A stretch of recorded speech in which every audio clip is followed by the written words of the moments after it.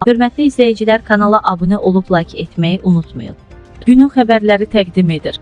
Rəqsanənin qızının elə görüntüləri yayıldı ki, bir müddət öncə müğənni Rəqsanə İsmailovanın qızı Aysun hər gün sosial şəbəkədə müxtəlif videolar paylaşır.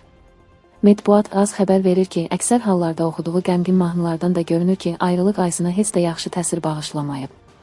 Hətta İsmailovanın qızı sosial şəbəkədə qəlyan çəkərək qəmli mahnılar oxuyub. Baş nazir qərar imzaladı taksilərə. Nazirlər Kabineti taksi minik avtomobilləri ilə sərnişin daşımaları üçün icazələrin əlavələrinin sayına məhdudiyyətlər tətbiq edilməsi haqqında qərar qəbul edib.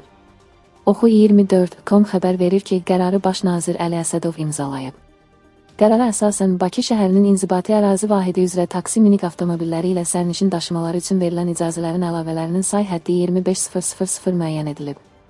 Taksi minik avtomobilləri ilə sərnişin daşımaları fəaliyyəti üçün icazələrin əlavələri Rəqabət Məcəlləsinin lisenziyalar və icazələr haqqında və avtomobil nəqliyyatı haqqında qanunlara uyğun olaraq və müraciət zamanı növbəllik nəzərə alınmaqla veriləcək.